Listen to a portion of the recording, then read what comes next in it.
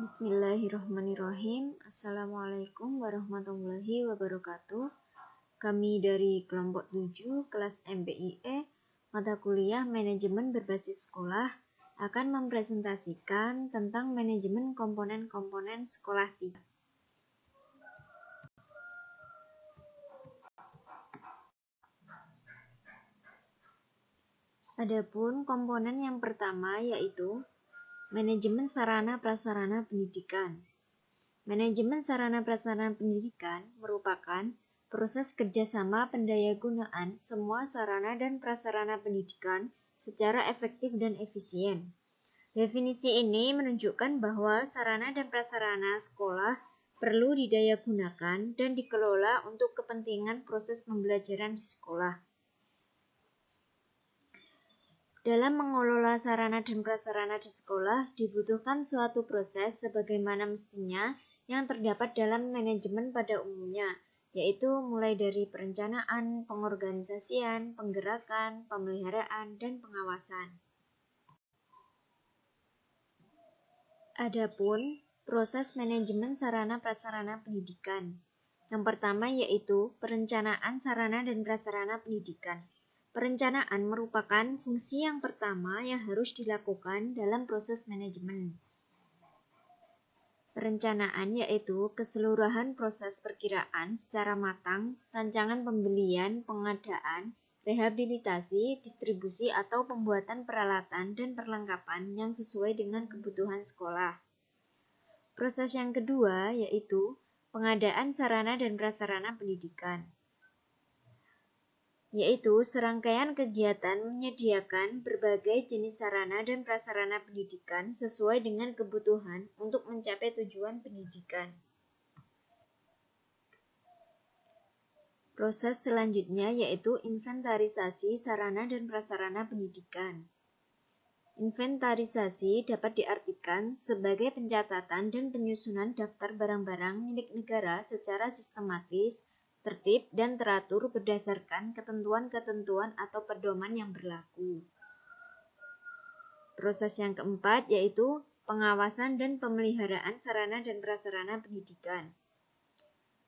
Pengawasan merupakan salah satu fungsi manajemen yang harus dilaksanakan oleh pimpinan organisasi. Berkaitan dengan sarana dan prasarana pendidikan di sekolah, perlu adanya kontrol baik dalam pemeliharaan ataupun pemberdayaan. Proses yang terakhir yaitu penghapusan sarana dan prasarana pendidikan.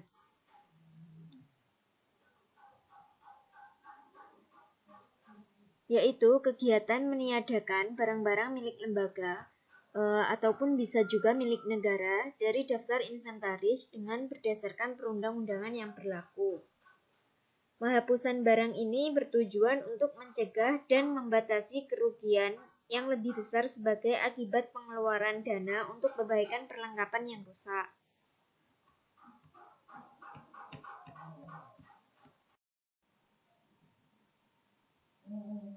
Komponen manajemen sekolah yang kedua yaitu manajemen humas atau manajemen hubungan masyarakat, yaitu proses dalam menangani perencanaan, pengorganisasian, mengkomunikasikan, serta pengkoordinasian yang secara serius dan rasional dalam upaya pencapaian tujuan bersama dari organisasi atau lembaga yang diwakilinya. Adapun tujuan dari manajemen humas ini adalah mengembangkan pembinaan pengertian masyarakat tentang semua aspek ataupun bidang pelaksanaan program pendidikan di sekolah, menampung harapan-harapan tentang tujuan pendidikan di sekolah, yaitu program hubungan sekolah dengan masyarakat, salah satunya diarahkan untuk menampung harapan-harapan masyarakat tentang tujuan sekolah.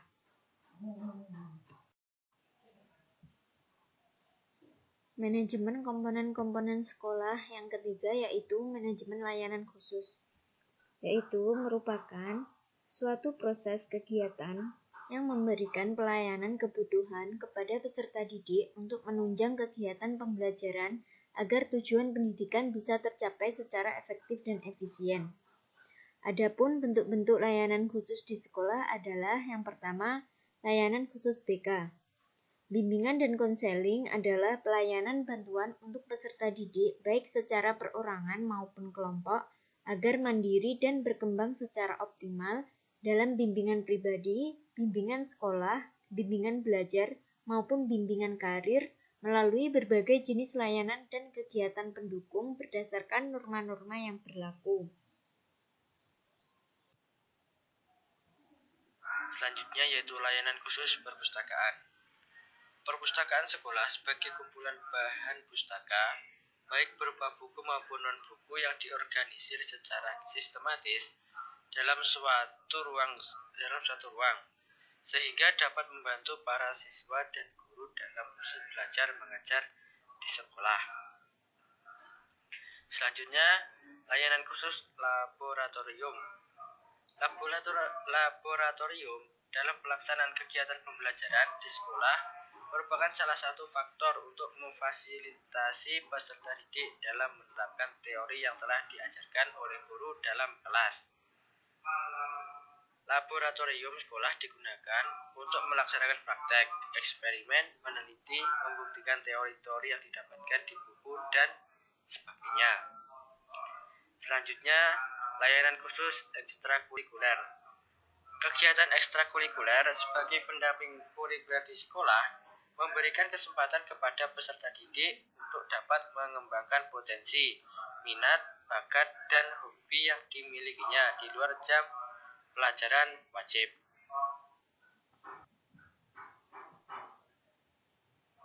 Selanjutnya, layanan khusus UKS. Pembinaan dan pengembangan usaha kesehatan sekolah adalah upaya pendidikan dan kesehatan yang dilaksanakan secara terpadu, terarah, dan bertanggung jawab dalam menanamkan, menumbuhkan, serta melaksanakan prinsip-prinsip hidup sehat dalam kehidupan sehari-hari. Selanjutnya, layanan khusus kafetaria. Layanan kantin atau kafetaria merupakan salah satu bentuk layanan khusus di sekolah yang berusaha menyediakan makanan dan minuman yang dibutuhkan siswa atau personil sekolah. Selanjutnya, layanan khusus koperasi sekolah.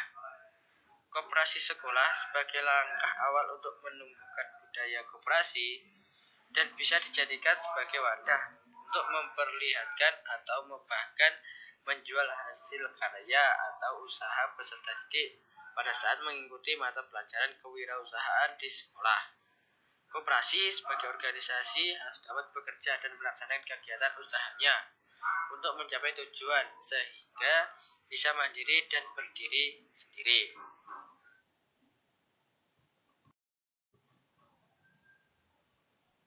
Yang selanjutnya yaitu layanan khusus OSIS. OSIS merupakan organisasi yang dibentuk dalam rangka pelaksanaan kebijaksanaan pendidikan, khususnya di bidang pembinaan kesiswaan. Yang selanjutnya, layanan khusus transportasi sekolah. Pada prinsipnya, transportasi sekolah memberi fasilitas kepada peserta didik dan atau staf sekolah untuk menuju sekolah menggunakan kendaraan sekolah, sehingga mereka akan merasa aman dan dapat masuk atau pulang sekolah dengan tepat waktu. Sistem transportasi sekolah yang handal akan mewujudkan keselamatan, keamanan, keefisiensi, keadilan, serta pelestarian lingkungan. Selanjutnya, layanan khusus asrama sekolah. Manajemen asrama sekolah digunakan untuk mengelola asrama sekolah agar dapat memenuhi kebutuhan para murid yang menempatinya.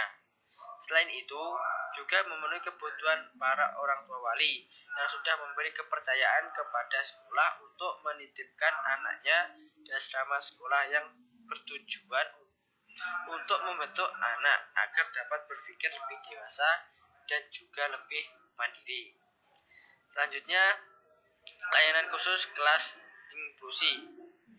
Pendidikan inklusi merupakan wadah ideal yang diharapkan bisa mengakomodasi pendidikan bagi semua, terutama anak-anak berkebutuhan khusus yang selama ini masih belum terpenuhi haknya untuk memperoleh pendidikan sebagaimana layaknya anak-anak yang lain. Melalui pendidikan inklusi, anak-anak berkelainan dididik bersama dengan anak lainnya anaknya atau anak normal untuk mengoptimalkan potensi yang dimilikinya.